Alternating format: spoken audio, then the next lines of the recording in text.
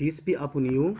Today we are complete the third part of the biography of the Prophet Muhammad, peace and the blessings of Allah be upon him, the messenger of all the people.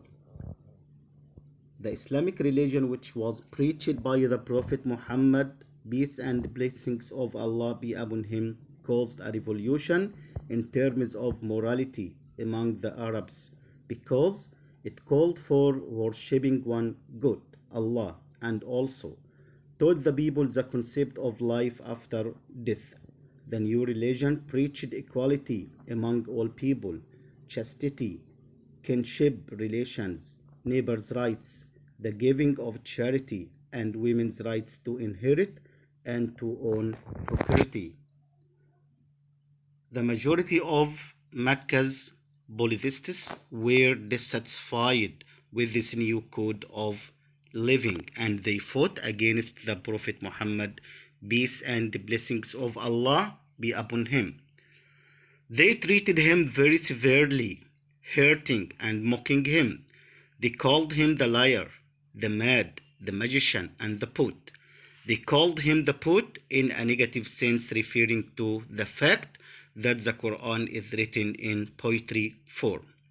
The people were demeaning the Prophet Muhammad, peace and blessings of Allah be upon him, by calling him a poet and not recognizing him as a prophet and messenger. Although the people had called the Prophet Muhammad, peace and blessings of Allah be upon him, the trustworthy before he became a prophet afterwards, they called him many bad names.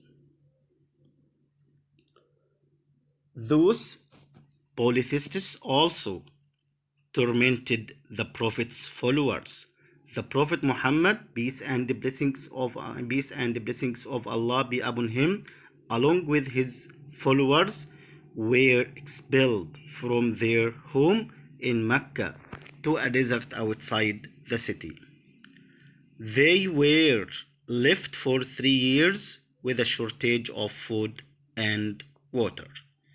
Nonetheless, the Prophet Muhammad, peace and blessings of Allah be upon him, continued to preach the Islamic religion in Mecca for 13 years.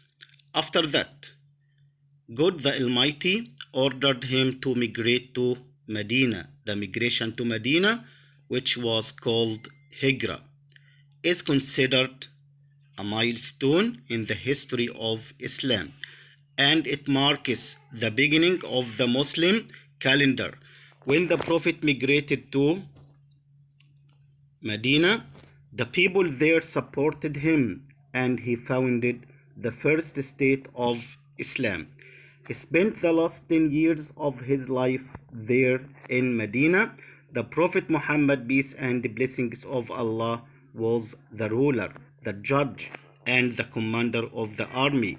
These responsibilities were in addition to the Prophet Muhammad's essential roles as prophet, messenger, father to his children, and husband to his wives. This point illustrates one of the major differences between Muslim and non-Muslim cultures.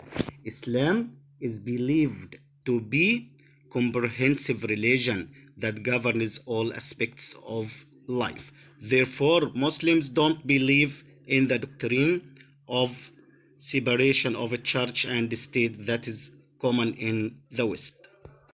السلام عليكم ورحمة الله وبركاته. إن شاء الله النهاردة هنكمل سيرة الرسول صلى الله عليه وسلم، الجزء الثالث.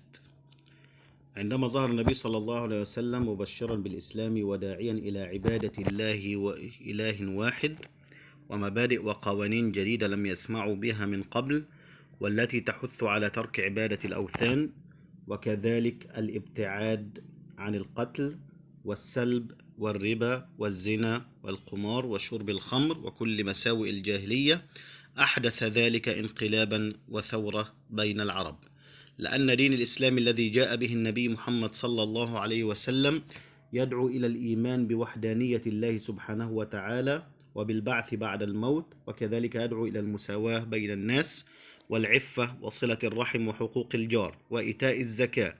لهذا كله حارب أغلبية مشركي مكة النبي محمد صلى الله عليه وسلم بقسوة، فقد آذوه واستهزأوا به، وكانوا يتهمونه بالجنون ويزعمون أنه ساحر أو شاعر، ويلقبونه بكل الألقاب القبيحة بعد أن كانوا يسمونه بالأمين قبل البعثة. وكذلك كانوا يعذبون أصحاب النبي محمد صلى الله عليه وسلم بشتى الطرق ويذيقونهم كل أنواع العذاب، وقد طردوهم مع النبي محمد صلى الله عليه وسلم خارج مكة وفي شعاب مكة لمدة 3 سنوات بدون طعام ولا ماء، ولكنه صلى الله عليه وسلم ظل يدعو إلى الإسلام في مكة لمدة 13 عاما إلى أن أمره الله عز وجل بالهجرة إلى المدينة. وتعتبر الهجرة إلى المدينة حدثا مهما في تاريخ الإسلام، حتى إن التقويم الإسلامي يبدأ من الهجرة، لأنه عندما هاجر النبي صلى الله عليه وسلم إلى المدينة آمن به أهل المدينة ونصروه، وهناك أسس دولة في الإسلام والتي عاش فيها آخر 10 سنوات من عمره صلى الله عليه وسلم. وكان صلى الله عليه وسلم في المدينة هو الحاكم والقاضي وهو قائد الجيش، بجانب كونه نبيا ورسولا لقومه وكذلك أبا وزوجا صلى الله عليه وسلم. وإلى اللقاء مع الجزء الرابع والأخير في سيرة النبي محمد صلى الله عليه وسلم. أترككم في رعاية الله وحفظه.